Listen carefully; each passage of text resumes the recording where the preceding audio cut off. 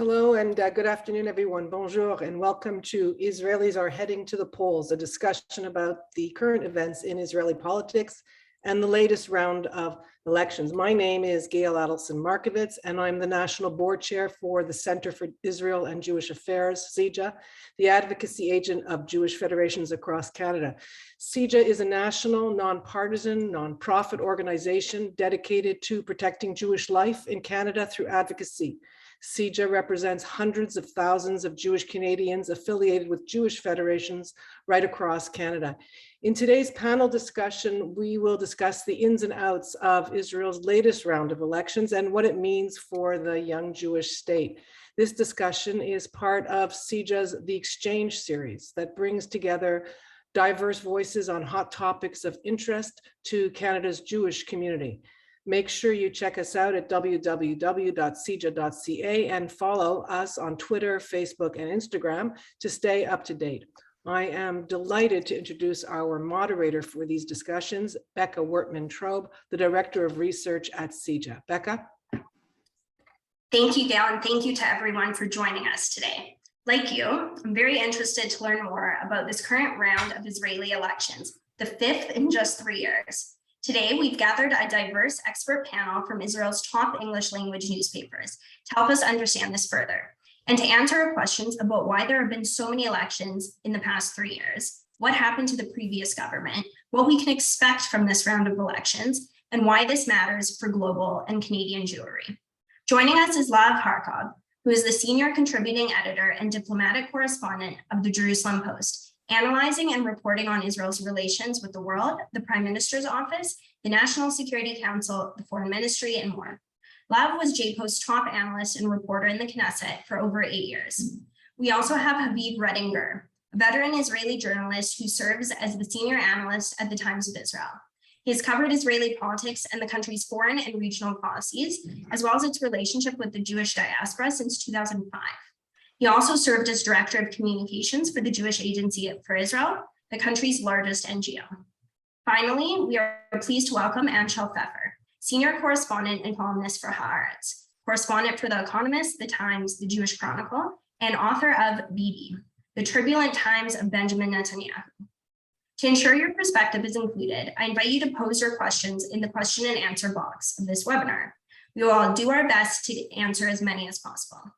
To begin, I'd like to ask Lahav to help us set the stage, but to our other panelists, please feel free to jump in as well. Lahav, can you please help us briefly understand what has happened in the past 3 years and how Israelis are going to the polls for the 5th time?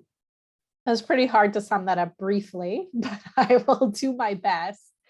If I were to sum up why we keep going to election after election after election, it's that the question that the voters have been answering, or maybe that the politicians view the voters as answering, might be more accurate, is yes, Bibi or no Bibi.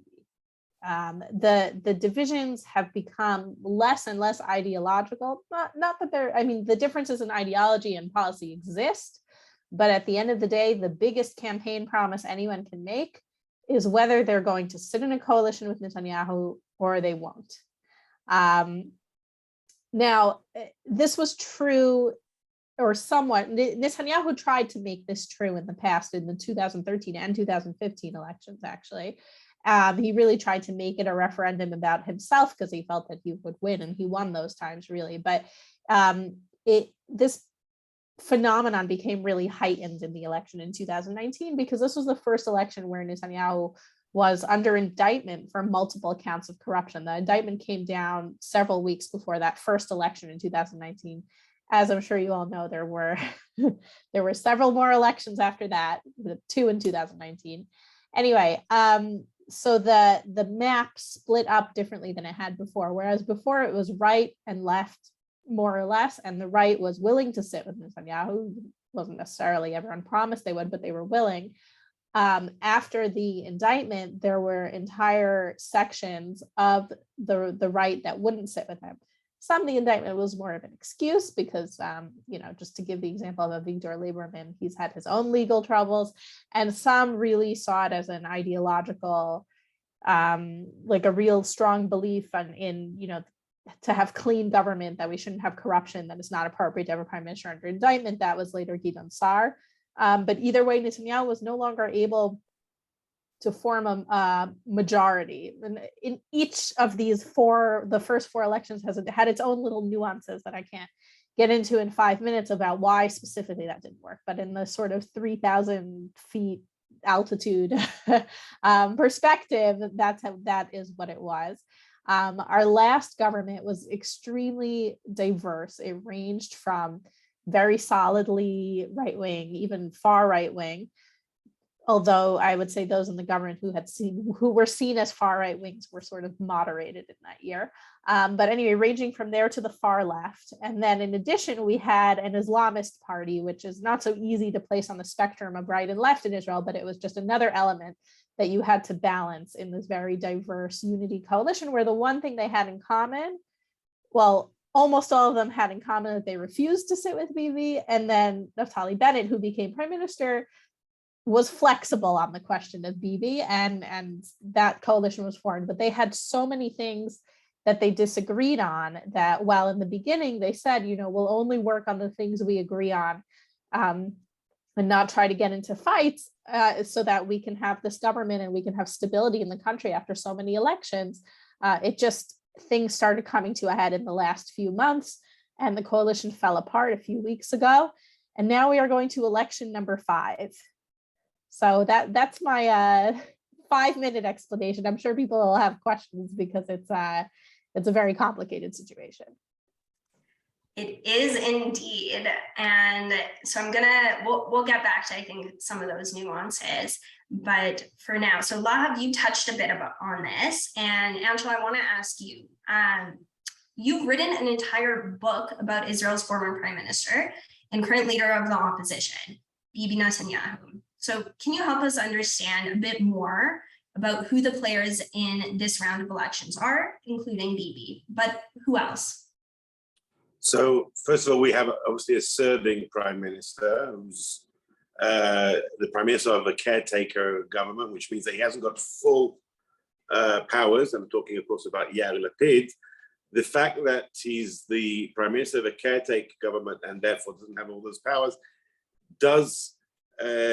doesn't do justice to the power of being a prime minister in a caretaker government, because it basically means that he has a term which is unlimited until a government is formed. And as we saw in the previous 4 elections, and one of the reasons we're now headed for a 5th election in 3.5 years, forming a government with the current division of parties and division of blocks and the electoral arithmetic is very difficult. So Lapid is only assured of 4 months in office, but those 4 months could extend who knows how long, even if he doesn't win and form another government himself after this election.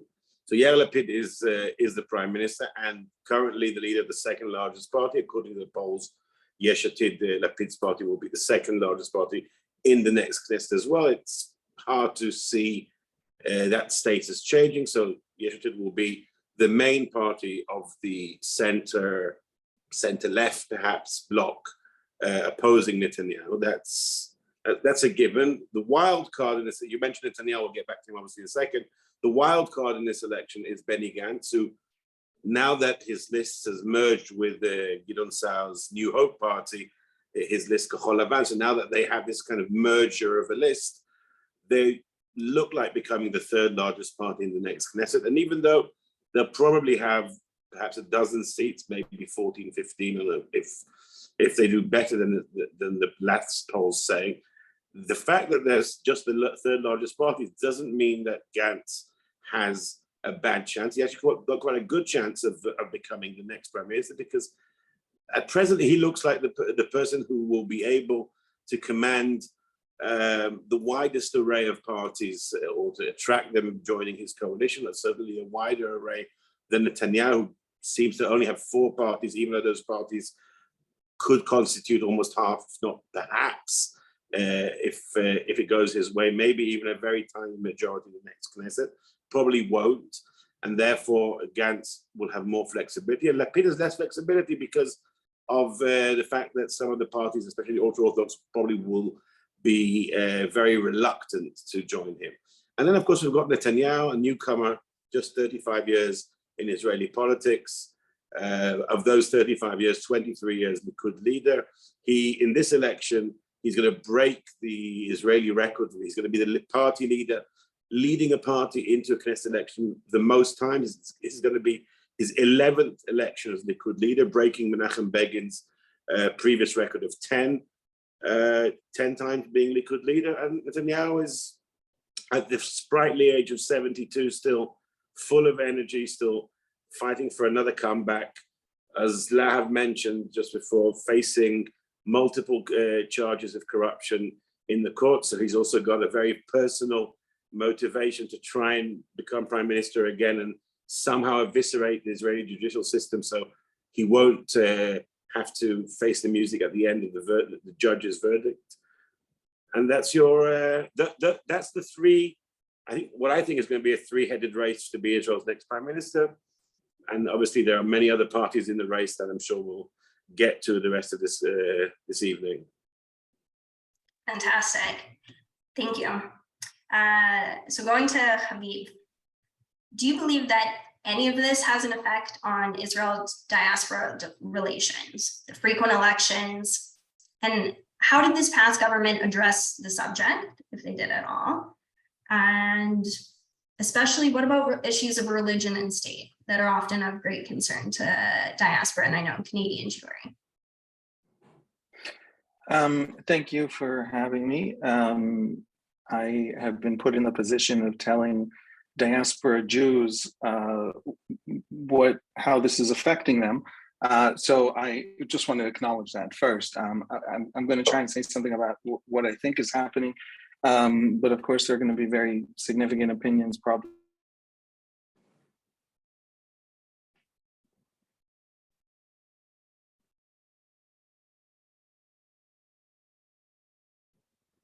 I have to say that there's very little understanding, and there's this enormous gap between Israel and the diaspora. Israeli school children go through 12 years of public schooling, learning a single hour about living diasporas. And there are significant ways in which, even though the diaspora is more involved in Israel than Israel is involved in it,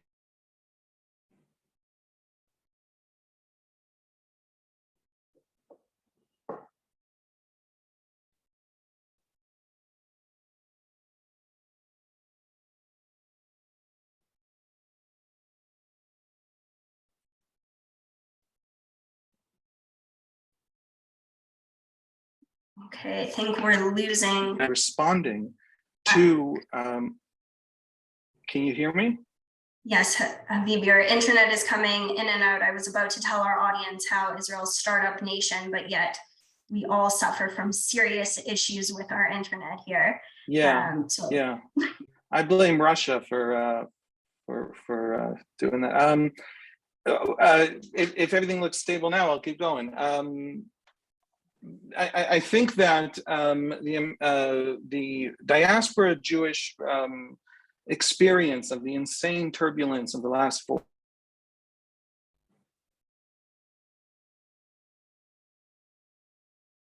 and all the things that we've had to deal with, and all the every election and almost every week has produced some unprecedented event in Israeli politics. It's getting exhausting to have 3 years of unprecedentedness. I think that the main responses follow generally attitudes toward Israel along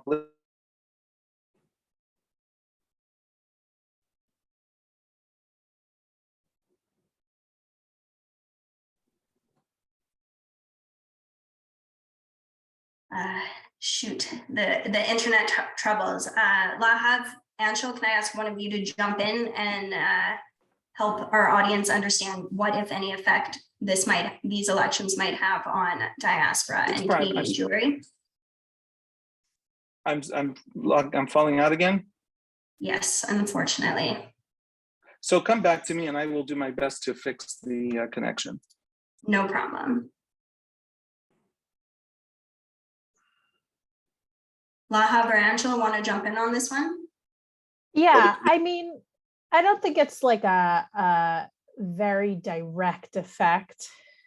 It depends on priorities, right? Like there are diaspora Jews who really care about religious pluralism in Israel. They tend to be the ones who are very involved in, well, first of all, they tend to be ones who are not Orthodox, and they tend to be ones who are like very involved in the institutions, right? So well, Canadian Jews tend to be more involved in general, but among American Jews, it's a pretty small minority. But to those Jews, if there's a right-wing government, there's less of a chance of there being the really necessary changes in the egalitarian section of the Kotel, a better protection for people who pray there, because unfortunately they do need protection. To have different conversions recognized by more liberal rabbis, even though it'll still only basically be Orthodox rabbis, different things like that. Otherwise, in terms of the other effect, right, is people can make the argument that Israel's policies affect anti-Semitism and anti, the sort of anti-Israel feeling that turns into anti-Semitism. Although I usually would argue with those people that it doesn't really, just because there's a quiet year in Israel doesn't mean that there's a quiet year on campus, right? Although when there's a conflict with Hamas, then things do get more heated when it comes to anti-Semitism in general. We saw last year, really. But I don't think that, whether Yair Lapid is prime minister or Netanyahu is prime minister is really what makes the difference of whether Hamas shoots rockets at us or not. So, to have a direct effect like this election and diaspora, not so sure. Right. Aviv, should we try your internet once more? Let's try. Hopefully this will work better. I did want to add to what Lahav said, which I agree with. I think that there's a large difference between the United States and everywhere else, if only because Netanyahu is such a polarizing figure in the United States, and consciously and has sought since at least the 2015 speech at Congress to set up Israel as a partisan issue and to push that forward. And to reap all the great benefits of that under Trump. And of course, people are worried that maybe there'll be a lot of detriments under future Democratic administrations. But so in the United States, Israel is becoming, and we're watching this in all the data that we're getting, really a culture war question in an America increasingly divided by these culture wars. And I think the Jews feel it, and I think they have a lot of things. I think they keep telling us, they keep writing in op-eds on our website, they keep visiting and fretting and worrying. I think in Canadian Jewry, it's a little less, I'm going to guess from just friends and random reading, but people on this call know better, that it's a little less visceral, if only because it's a little less, Netanyahu has played a little less of a role directly in that way, and Israel's become a little less of a partisan issue directly in that way. But I think it falls on the left-right divide. There isn't a deep cultural exchange between Israel and diaspora Jewry, English-speaking diaspora Jewry, unfortunately. And so I think we don't affect each other as much as maybe I wish we did. I feel quite similarly on that one, Habib. So I want to take a step back just for a moment from this current round of elections so that we can look for a moment at Israel's past government, which has been called everything, including from each of you in your writing and your various publications. It's been called everything from historic to a failure. So from each of your perspectives and experiences, what did this past government achieve? Where did it fall short? What sort of legacy, if any, will it leave for the next government? And I think, Anshel, we'll start with you. It's hard to speak about a government which served only for 1 year, and much of that year was fighting for survival to have achieved a legacy. And to be honest, looking back on the last few years, it's not like there's a legacy of the last few years for the Netanyahu government that preceded that. You can talk about Netanyahu's longer lasting legacy as someone who was Israel's prime minister for over 15 years. But certainly the last few years of political turbulence, there's no government has been in place to achieve a legacy. You know, like in every other country in the world, the governments were dealing for the last 2.5 years with a pandemic. So you don't really achieve much of a legacy when that's when you're dealing with daily issues like, do you close down the economy and so on. So I don't think we can talk of the government having a legacy, but we always talk about the government, and then we talk about the coalition, and they're sort of the same thing, but not exactly the same thing. And this is where this government did have a legacy, obviously in the composition of the coalition, in the unprecedented inclusion of an independent Arabic party, an Israeli Arab or Palestinian Israeli party in this government. And I heard the other day that the Egyptian president El-Sisi said to Naftali Bennett at one point over the last year that he can't believe that Israel is the only country in the region which has literally an Islamist or a Muslim Brotherhood party in its coalition. And when you look at that, and the fact that it broke so many precedents, the fact that it totally changed the taboo, and how the reaction from the governments, from the opposition to this government has been so visceral, so angry, so toxic, in many cases a very racist response, and also a very angry response from the Joint List, the Arab party which stayed out of the government. So this, you can see how much this has been a major thing also by the reactions it's caused. There's no question that is a legacy. The question really is, will this have been a one-off, or as some people are saying, a failed experiment? I don't think it should be called an experiment. A government which has a party which represents 23, give or take 23% of the population in it, that shouldn't be, I think, regarded as an experiment. But the fact is, this was the 1 year in Israel's 74 years of existence when we've had that in a coalition. So that is a legacy. What's going to happen with that legacy? Will it be acted upon? And in general, will this kind of government in which we had figures from Ayelet Shaked on the far right to some of the most left-wing members of Meretz, both as a coalition voting together in the Knesset and in the cabinet room as ministers, will we see that again? I think that there's a chance, because this, the way that Israeli politics right now is ordered is not a natural way. Israeli politics isn't divided upon natural lines of ideology and political affiliation. It's divided upon very not real lines, but it's divided around personalities, one personality basically. And we should hope that won't be the way that Israeli politics are organized. But since that is the case, and that will remain the case for a while, these kind of unorthodox groupings, I think, could very much return. And who knows, maybe in another government, they'll also actually have lasting legacy when it comes to policy and actual things achieved. But I think in this case, the only legacy really, beyond the fact that Ram was in the government, is the fact that we had a government under a prime minister from one of the smallest parties in the coalition, and in a way that restored Israel's parliamentary constitutional. People say Israel hasn't got a constitution, but it is a parliamentary system.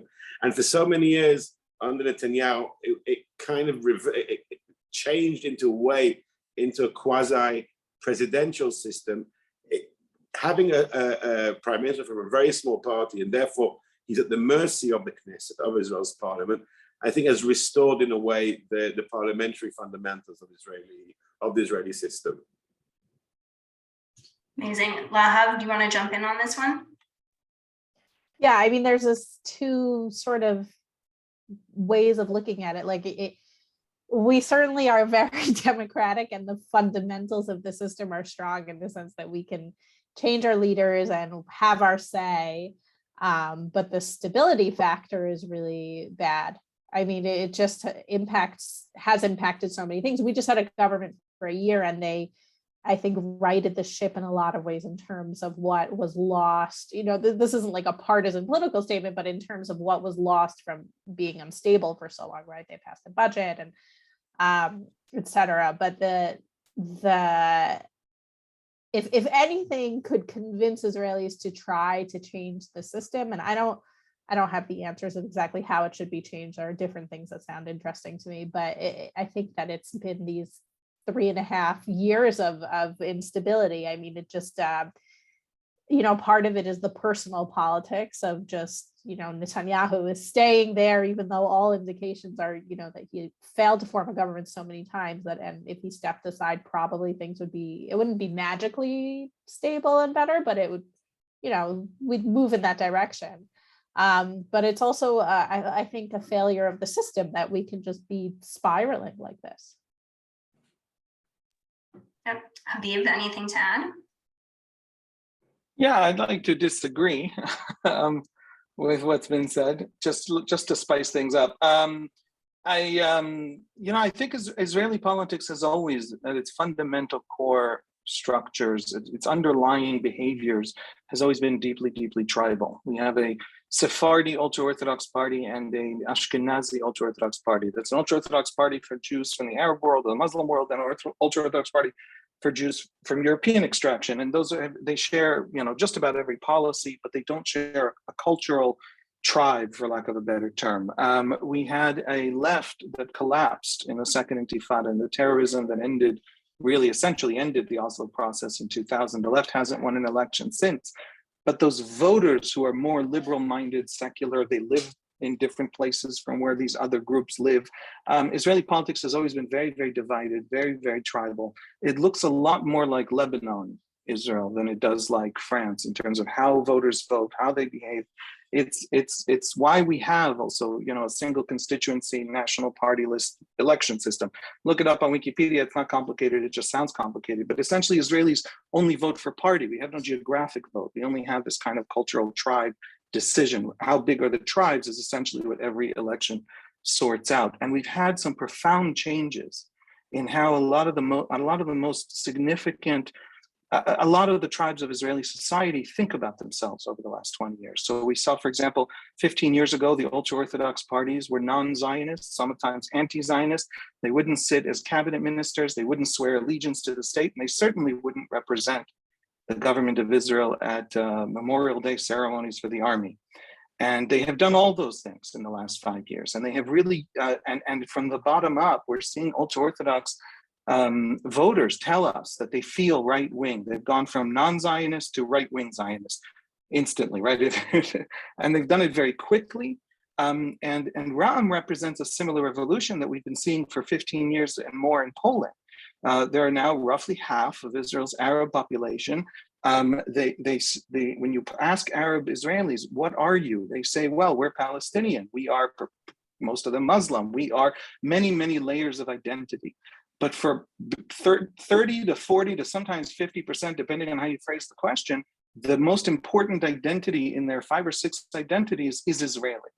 And so Ra'am reflected something that is difficult as a political narrative to bring into Arab politics in Israel, but could happen. And so we're seeing, I think we're right in the middle. I don't think we know where we're going. I think there's a reason we've had these crazy elections and these crazy shifts.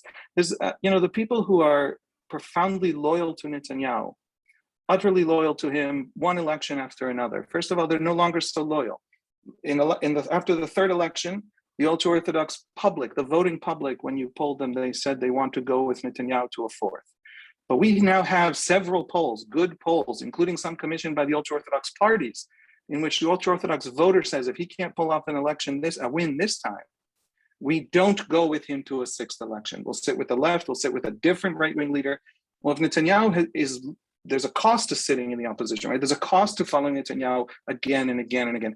And so I think the loyalty to him isn't the story. The story is how the tribes of the Israeli society are sort of re-understanding their own, how they fit into this very, very divided and fractured political system.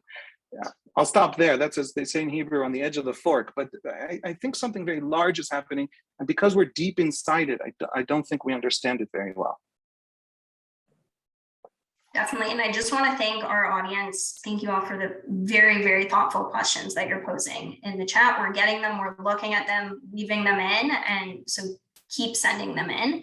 One that actually came up, which I want to tie into something else that you've all alluded to, and I'm scared what the answer might be, is there any hope for a stable government? And one question that audience member asked, which I think might be related, is what is voter turnout? How does that play into this whole equation? And especially from some of Israel's minority groups.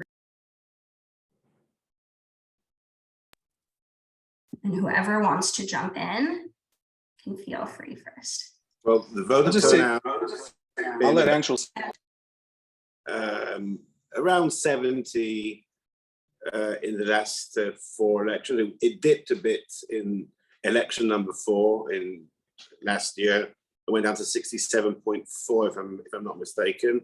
And that's probably both election fatigue and the fact that this was an election being held very shortly after Israel emerged from yet another lockdown of COVID. So I assume that we're still around that median of 70%. 70% is of the entire eligible Israeli public, whereas the the Central Bureau of Statistics think that a certain not insignificant proportion of that is actually Israelis who don't live in Israel, for many immigrants who came here in the big immigration and didn't stick around and so on. So it probably means that it's closer to 80% of Israelis actually living in Israel full time, which is quite high, I think, compared to most national elections in democracies. The turnout is a very interesting question because you see how the different sections of the Israeli public vote according to different levels of turnout. So we have, on the one hand, the Haredi community voting in a very, very high turnout. On the other hand, we have the Arab Israeli or the Israeli-Palestinian community voting at a very relatively low turnout. So those things certainly have an effect on the proportion. And then you have various social groups. It's very roughly the center-left vote higher than the right, the sort of secular right wing or the traditional right wing. And all these things could play in a significant way, especially since Israel has proportional representation. And one of the big questions, I think, in this election, especially since Likud lost about roughly 20% of its vote in between election 3 and election 4, is whether Likud can boost its turnout in this election and put it back to the level that it was in election 3. If it does that, Netanyahu certainly has a better chance. Amazing. Habib, you wanted to jump in as well. Yeah, the camps are so close. Some polls give Netanyahu 61, some polls give him 59, that everything depends on turnout. And when it comes to turnout, I think Netanyahu has an enormous advantage. Arab turnout traditionally rises, well, over the last decade, there's tremendous shifts happening, but over the last decade, every single time the Arab parties ran separately, they came in at around, put together about 10 seats, sometimes dropping to 9. And when they have run together, they have always been between 13 and 15. In other words, there are 3 to 5 seats of Arab voters who want a joint list. And it's probably a signal to their sense that they want their political parties to represent them as a minority facing the Jewish majority and not to be fighting amongst themselves between their own ideological camps, the progressives and the conservative Muslims and all that. And so we see a huge rise. Now, not only is the Arab turnout going to probably be low based on, it has been repeatedly in 2015 that they united into the joint list and got 13 seats up from 10. In April 2019, I think they dropped back to 10 because they split up. And then in September and March, in 2019 and 2020, they grew again because they united, and then they dropped to 10 again because they split up. And so it tracks every single time. For one thing, they're running separately, so we should expect a lower turnout.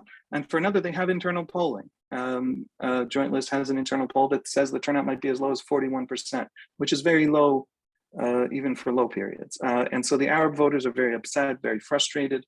The parties are very split. And the other thing is exactly what Anshul said about Likud. I think Likud lost more than 20%, about 27% of total votes between 2020 and 2021. That's a fatigue with Netanyahu, that if he doesn't reverse, he loses. And so we're on a race to see who loses more, who disappoints more voters, and that'll decide potentially the election by 1 or 2 seats. Oh, well, I have anything to add here? They more or less, those are the numbers. It's not like a a range of opinion here so much. Yeah, it's, you know, it's possible. Maybe we'll have a stable government, maybe we won't. It's really hard to know what will happen at this point. I just think we also have a few months, like, you know, in Israel, they put out polls every single week, and it's like, it doesn't really tell you anything in July what the election will be in November. You can look at it over several weeks and see trends maybe, but you know, the map now doesn't mean it'll be the map in a few months, or And even in a correct few me if weeks.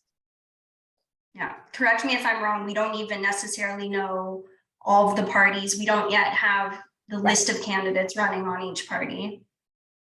Or even who the leaders necessarily will be in all the parties. Right. Right. So still a lot of unknowns. The election, November 1st, it's a long time away. So I wanted to ask as well, and this is a question we received beforehand actually, given this long-term political uncertainty, instability, and President Biden's recent visit, where do topics like a two-state solution and confronting the Iranian threat, where do those things stand? Well, neither of them are really major issues on this election, because the Palestinian-Israel conflict is stuck somewhere and has been stuck for the last 15 years, really, and it's not, you know, we have these periodic periods of warfare between Israel and Gaza, and periodic outbreaks of, at least since the last 10 years, usually mainly individuals carrying out attacks. But on the whole, you know, it's stuck. It's not going anywhere. The first thing that Joe Biden said in his opening speech when he landed, he said that he still believes in the two-state solution, but it's not going to happen in the short term. He should have basically said it's not going to happen in my term, and that's a given, even for those on the Israeli political spectrum, both on the far right and on the left, who still feel that something has to be done, whether it's to solve it or whether it's to annex the occupied territories. These things are, even those who still are passionate about them, very few of them are actually making this into an issue in the election. And as goes fair around, there isn't really that much of a difference of opinion between the main contenders here over what Israel's policy should be towards Iran. I mean, certainly Netanyahu tries to make it as if it is, but if anything, he was less forceful than Naftali Bennett was over the past year. And many of the things aren't even, you know, it's not even up to Israel whether the US will or won't rejoin the JCPOA. Donald Trump did not leave the JCPOA, the Iran deal, because of Israel. He did it because he wanted to basically stick it to Obama, because it was Obama's main foreign policy achievement.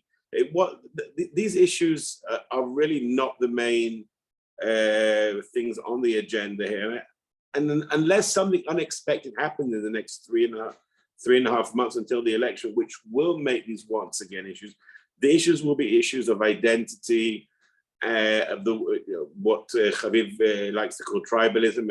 I don't think it's the right word, but the ways that different groups in Israel see their identity, and perhaps cost of living will become something, but it's very much around how each of these groups identify themselves with a specific leader or representative, and whether they want to go back to the old Netanyahu camp of what Netanyahu calls the natural allies, which is basically the far right and the ultra-Orthodox parties, or this unclear, unorthodox, diverse, contra Netanyahu coalition, and the various nuances between the different parties. We had 13 parties represented in this Knesset, and there'll probably be a bit less in the next Knesset, but there'll still be at least 9 or 10 parties, and every party has its own specific place on the spectrum and an allegiance to one of the to one of the communities, or to some of the communities here. And this is going to be very much an election around each of those parties kind of putting out its signals. You know who we are. You have to vote for us because we need to be in the government for you, and we need to keep them, the others, outside. Whether the others is the Netanyahu camp or whether the others are those terrible left-wingers who love Arabs and are willing to sell out Israel's Jewish character to the Muslim Brotherhood. It's going to be very much an us against them kind of an election. Do you agree? Yeah, overall, the Palestinian issue and the Iran issue, it's not that Israelis don't care about them. They're just not what's on the agenda right now in the election. The right usually does a pretty good job at, trying to make the left sort of look weak and that they're going to make a lot of concessions, that Israelis, the polling for Israelis is weird, right? Because it's like they're about 50-50 on a two-state solution. And then when you nail down the specifics of it, like specific concessions generally are even less popular. And so, the right will often focus on those things. Vote for this person, we'll have another disengagement. Vote for this person, we'll have rockets flying on us from the West Bank, not just Gaza, things like that. And I'm sure they'll use that, but it's not the top. It's just not the top thing right now. And, even Lapid, who supports a two-state solution, it's just, he's not, Lapid being the sort of leading candidate in the center left bloc, he's not like going to be focusing on it because he's not going to be able to get the soft right, say the right that doesn't like Bibi so much, to vote for him if he focuses on it. So in a way, I think that there will be parties that will actively try to keep things about the Palestinians quieter for their campaigns. Habib, do you have anything to add? I always had something to add, but we can move on. Why not? We want to hear. Okay, I will say one thing. There is a left on the Palestinian issue and there is a right on the Palestinian issue, but there's also an 80% in the middle, which includes most left-wingers and most right-wingers who don't think the Palestinians have yet presented us a challenge we really have to grapple with. And I'm not saying that means it's the ball is in the Palestinians' court. I'm saying that most Israelis believe the ball is in the Palestinians' court. Mahmoud Abbas, the Palestinian president, is, I believe, in the 17th year of a 4-year term, right? He won't call elections. And the reason he won't call them is that every poll in 15 years shows Hamas winning. And so Palestinian politics are in a place that allows Israel to not really grapple with these questions. We believe that in 2006, Ehud Olmert won the election, promising a pullout from the West Bank. He promised it and that won in the election. But then he couldn't deliver because then we had a war in every single arena where we had withdrawn in the previous 6 years, Lebanon and Gaza, etc. And so there is a feeling that these issues, Iran is an issue best left to the professionals. Nobody has any idea. I personally read about it all the time.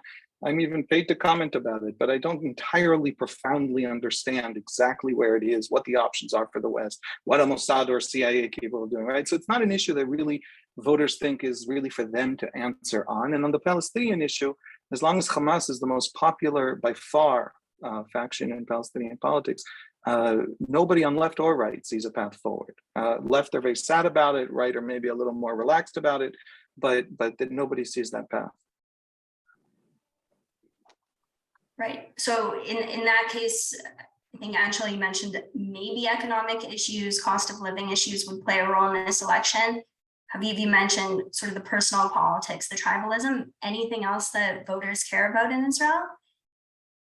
Or is that basic? I mean, I by the way, I said maybe cost of living will make an appearance, but I don't think it will be a pivotal issue. It never has been, and some parties will try and use it as an issue, and we've seen already Netanyahu making rather ridiculous visits to the gas station here around the corner and trying to fill his car up, fully suited and tied, and kind of pretending that he's washing the window. Netanyahu hasn't actually taken care of his own car that's probably since the early 80s when he got for the first time when he had a car and driver. I don't think he's ever driven a car since.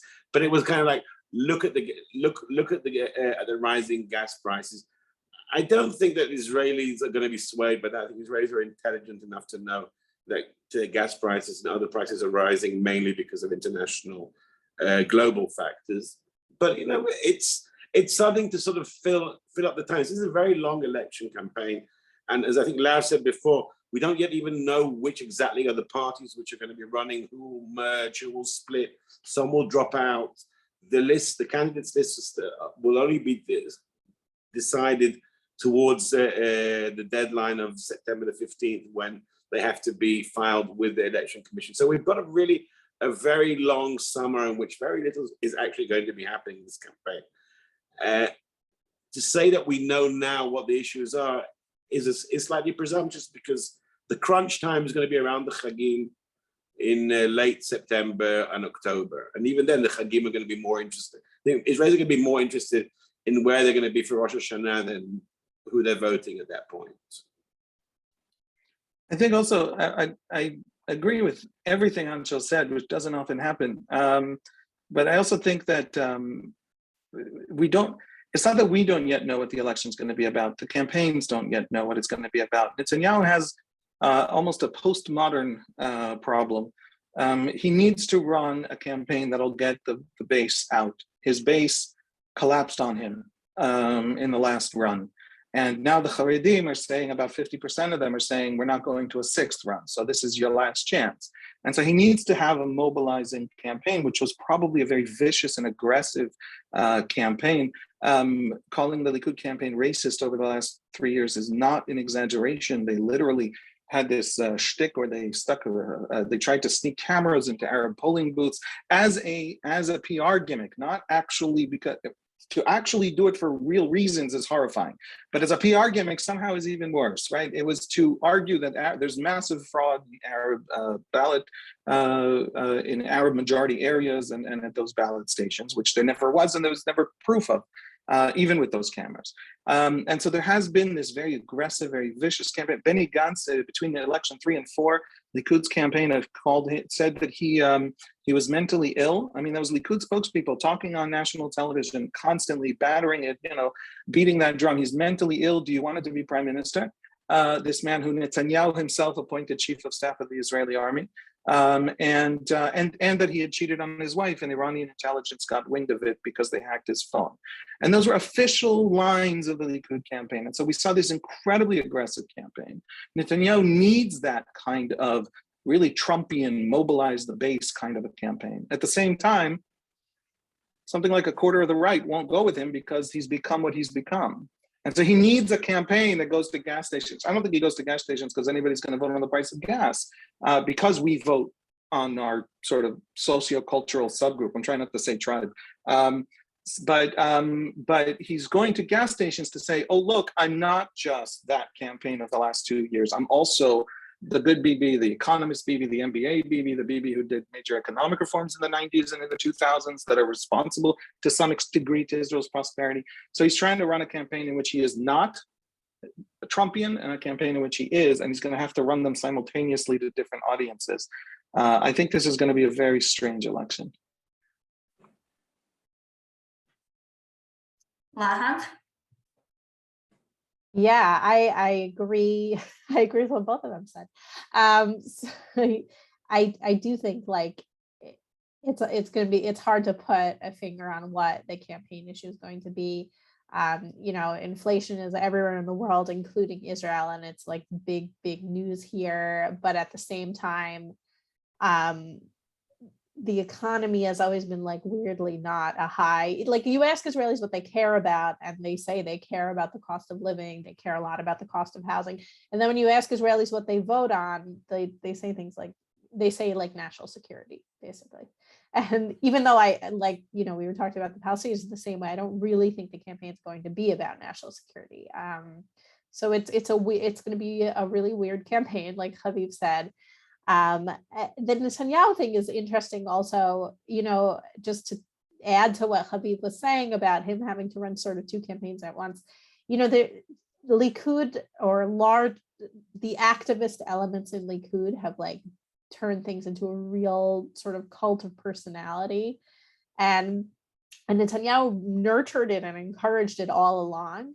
And then last night, and this is like the weird political news of the day in Israel. Last night there was a Likud event where this longtime Likud perennial primary candidate and a lobbyist, her name's Heidi, she was giving out necklaces that had gold medallions with Netanyahu's face on it and an Israeli flag. Weirdly, it looked like Bob Odenkirk more than Netanyahu, but it was supposed to be Netanyahu's face. And she tried to put it on Yisrael Katz, who's like one of the senior people in Likud and one of the people who hopes to lead Likud after Netanyahu, and he like didn't want to put it on. But of course, the whole internet was going crazy over these like gold medallions that just looked so like, you know, like almost like a golden calf, you know. And I think that I didn't think Netanyahu would say anything. I thought Netanyahu would just ignore it and do what he usually does, which is let his activists just like hero worship him, and he, you know, just let them do their thing. But he actually came out and said like I don't need this, and that you should be loyal to our values. And he listed a whole bunch of what the Likud's values have been, and that you should be loyal to the country. And I thought that that was interesting and hearkened to a Netanyahu maybe of 10 years ago before it became all about him. So that sort of just adds to, I think, what Haviv was saying, where I think in some ways he realizes that he has to dial things back a bit in order to do well in this election. Super interesting. And I'll ask a quick question that we've had in the chat. I think we'll have time for 2 more questions, hopefully. What happens the day after Netanyahu? You mean 30 years from now? At least. Well, Netanyahu is in full health from everything we know. He looks fit. He looks full of fight. He's going to turn 73 in a few months. His father lived, I think, till 102 and was very active well into his 90s, still researching and writing. Professor Benzion Netanyahu. Netanyahu has no plans whatsoever of leaving the political scene anytime in the future, though there are actually talk in his inner circle of, if he wins this time, to start kind of creating some kind of succession whereby the next leader of Likud will be someone Netanyahu controls, and he will perhaps run for prime minister in 6 years. This is assuming that he manages to somehow evade justice and beat the rap on his case. But there is talk of some kind of situation, and they're comparing it to what's happening in Poland, where the ruling party there, which is a party that Likud has a lot of affinity with, a nationalist, populist right-wing party. The real leader of the party is not the prime minister or president, but he's behind the scenes, the guy who's running the party, and everyone knows that he's the one calling the shots. There is talk around Netanyahu that, for various reasons, also because maybe he'll need to sign some kind of a plea bargain to get out of his trial, and therefore he'll have to accept at least some official time out from politics. But nobody can tell him what he does behind the scenes, and nobody can take away his influence over Likud. And I think his influence over Likud will remain no matter what, as long as he's breathing. I don't think we've had. Likud is a very leader-oriented party. We talk about how Labour has changed its leader. I mean, well, tonight, Merav Michaeli became the first Labour leader to win a second consecutive term in over 30 years. So that shows you how Labour's been going through leaders like socks.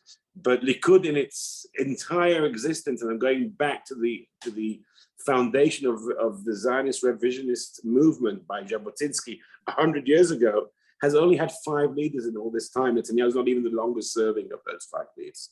So I don't predict Netanyahu a day after Netanyahu. I don't want to predict how long he's going to be alive and well. And therefore, since I have no reason to think that there'll be any physical limitations to his leadership over Likud, I think that he will remain the main figure in Likud for as long as we can. And even if the worst happens for him and he even goes to prison, it's not going to be like Olmert, when Olmert went to prison. And Olmert had already resigned before that, and then basically accepted the fact that his days as a political player are over.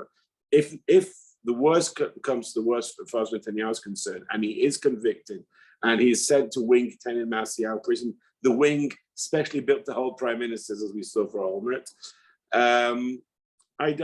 he'll still have a huge influence, and he'll be the martyr of the party and of much of the Israeli right-wing large parts. That they're already constructing that narrative. So I'm sorry, I don't have an answer for the day after Netanyahu question, because I can't see that day coming. It doesn't mean that he's gonna win this election. I think his chances are at best 50-50. I don't think he has a great, 50 is not a bad chance, but I don't think his chances are much higher than that.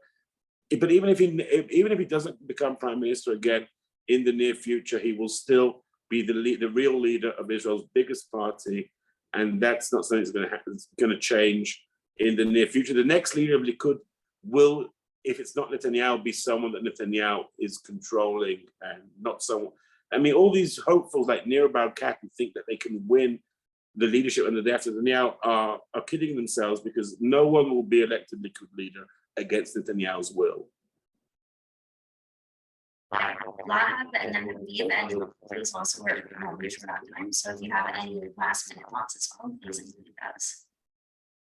Yeah, the Likud sort of leadership race to take place one day is, it used to be that you'd look and you say, these are people who you agree with their politics or not there, but they're like impressive, experienced people, with like serious executive experience in government, quite a few of them that you could say that about them. But they all have sort of come out kind of pathetic at this point of just like waiting around for Netanyahu. They all just look really, it just doesn't, it makes them look bad. And on the other hand, getting up and saying, I'm going to challenge Netanyahu, there's just no appetite for that within the Likud.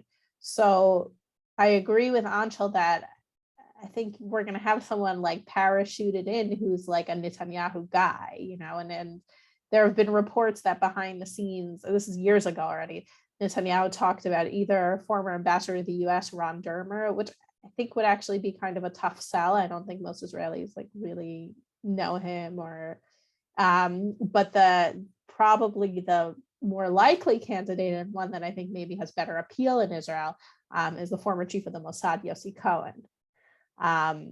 Whether Yossi Cohen is, I think that Yossi Cohen is pretty, willing to be, if not totally controlled by Netanyahu, then pretty strongly influenced by him, because that's, he was in all these jobs under Netanyahu. But I do wonder, for a long time, I thought the day after Netanyahu, you would still have Likud, because you look at Israelis' opinions, and this is it's a right-wing country. It might not be a far right-wing country, but it's a right-wing country. But the last few years have shown, I think after like the third election or so, it just showed that things are a lot more up in the air than they seemed.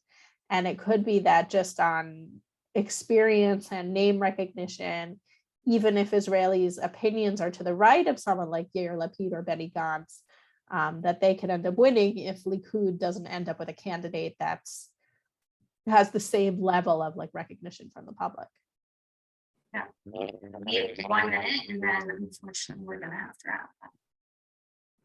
1 minute. Okay. I think, we heard Anshul, I think, articulate very well the image that Netanyahu has built, and that Anshul is one of the chroniclers of how he has built it over the last 10 years. Since the 2015 election, certainly, but also before that. There's a kind of mysticism that surrounds him on the right, especially among his enemies. And it's very useful mysticism. But the thing about politics, and the thing about democratic politics, is that the bigger they are, the harder and faster and more ignominious they fall. David Ben Gurion founded the State of Israel, and by the time he left politics, he was winning 3 seats. Margaret Thatcher, et cetera, et cetera. Likud is profoundly loyal. It has always been loyal. It has had 5 leaders in the history of the revisionist movement. It has 4 in the history of Israel, and it really had fewer than 4 because some of them are very short-lived. Netanyahu very much is the new Begin.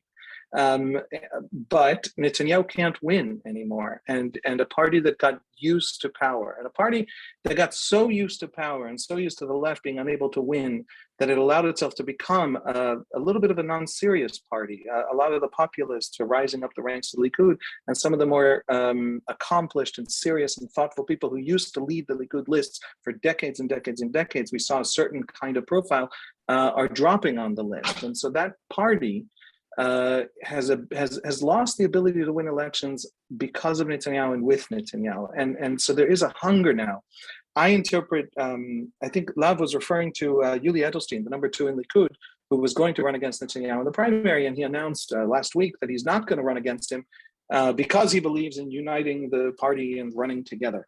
But I interpret his pulling out of the race as actually the opposite. If he thinks Netanyahu is quite likely to fall, the numbers tell us Netanyahu is quite likely to fail a 5th election, and then he already loses UTJ. I mean, he already loses one of the Haredi allies, and things start to fall apart. And he wants that to be saddled entirely around Netanyahu's neck. He doesn't want to be blamed inside the party. There is going to, once Netanyahu loses a 5th time in a row, or fails to win at least a 5th time in a row, there is a rebellious capacity there, and it is building. And nothing punctures a mystical balloon like losing.